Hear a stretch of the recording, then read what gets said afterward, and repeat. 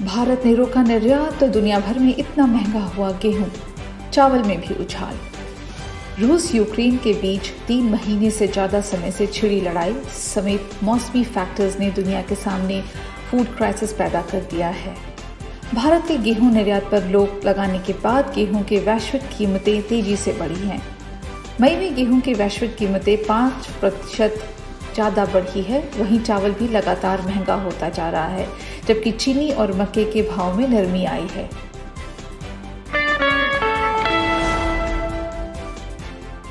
पंजाब में जुलाई से single use plastic पर बैन, नहीं कर पाएंगे इस्तेमाल।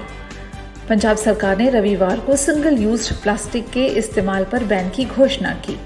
सरकार का कहना है कि इससे राज्य को हरा भरा और स्वस्थ बनाया जा सकेगा, साथ ही कार्बन उत्सर्जन को कम करने में मदद मिलेगी।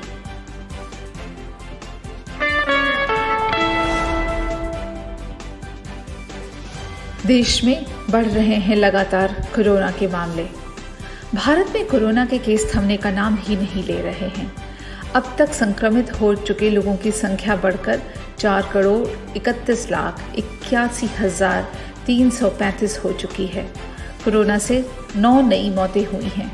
इसके साथ ही मृतकों का आंकड़ा बढ़कर 5,24,701 हो गया है। पॉजिटिविटी की दर देश में 1.03% हो गई है।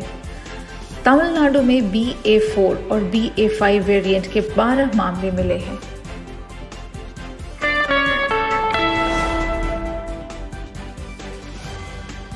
उत्तर कोरिया ने फिर किया मिसाइल परीक्षण।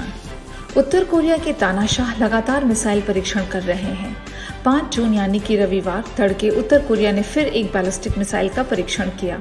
उत्तर कोरिया की ओर से यह मिसाइल परीक्षण ऐसे समय में किया गया था जबकि अमेरिकन प्रतिनिधि दक्षिण कोरिया की राजधानी सोल पहुंचे हुए थे।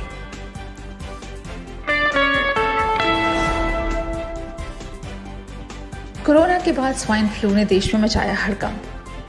कोरोना संक्रमण से बढ़ते केसों के बीच केरल, यूपी और राजस्थान में स्वाइन फ्लू से मरीजों की मौत से हड़कंप मच गया है। मध्य प्रदेश के इंदौर में 3 लोग और ओडिशा में 2 लोग H1N1 से संक्रमित पाए गए हैं। देश भर के कई राज्यों में स्वाइन फ्लू के नए केस मिलने से दहशत है। मरीजों में भी कोरोना जैसे ही लक्षण, निमोनिया, सांस लेने में समस्या और ऑक्सीजन की कमी देखने को मिल रही है, जो कि काफी खतरनाक संकेत है।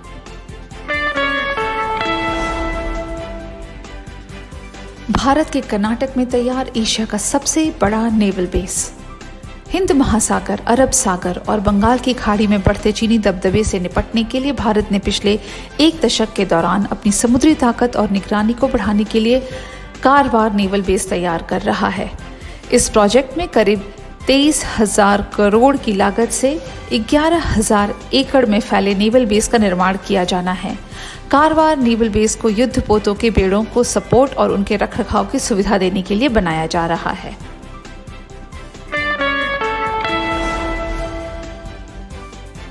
भारत में अब जल्द ही सस्ता होगा पेट्रोल।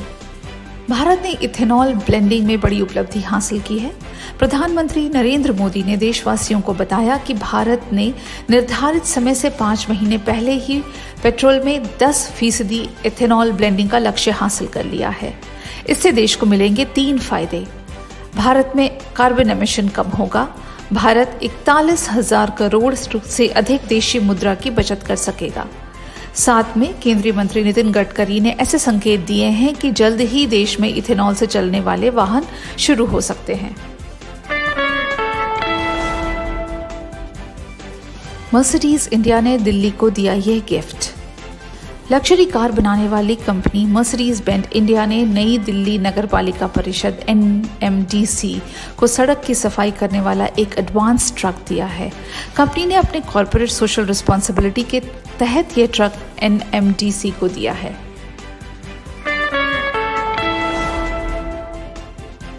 केरल में मिले नोरोवायरस के केस। केरल में फिर से नोरोवायरस के केस मिले हैं।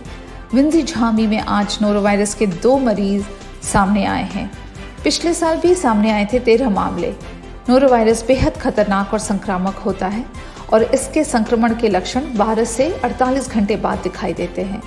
इसमें इंसान को डायरिया, उल्टी, बेचैनी और पेट में दर्द होता है।